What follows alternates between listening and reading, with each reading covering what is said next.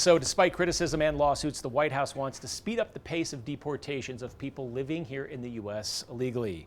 ICE averaged 787 arrests per day between January 23rd and the 31st. About 11,000 arrests have been made in the last 18 days, but more than 460 undocumented migrants were released from custody because of health concerns, lack of detention space, and other issues. White House border czar Tom Homan says that deportations are 3 times higher than a year ago today. Now, these numbers prove that the Trump administration continues to carry out its crackdown on illegal immigration. There are some major new developments as the White House celebrates achievements, and at the same time, critics mount major legal challenges to their actions. An undocumented criminal migrant and former police officer from Venezuela arrested in Miami this weekend. He'll join hundreds of other migrants expected to be returned to Venezuela, despite the country previously saying it wouldn't accept them.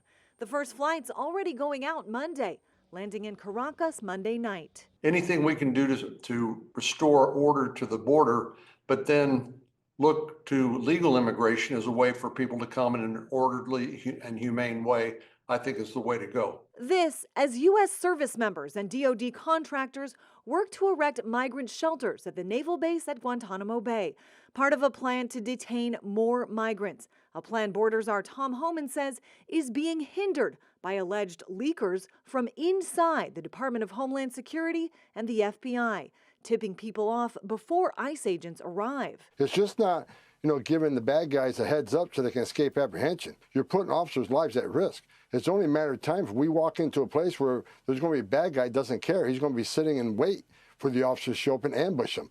This is not a game. He says a criminal investigation will be launched by the Justice Department, and those responsible could go to jail. The new immigration landscape bringing new legal pushback as well. 27 religious groups joining forces to sue the Trump administration over its policy allowing arrests to be made inside houses of worship, as several sanctuary cities join in a legal challenge to the new White House policy threatening to cut funding to those cities. This is the federal government coercing local officials to bend to their will or face defunding or prosecution, and that is illegal or authoritarian. One more change we're learning of. The Trump administration has now asked the Treasury Department to deputize some law enforcement agents with the IRS to help with immigration enforcement.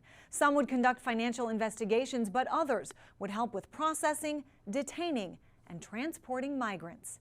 In Washington, I'm Christine Frizzau.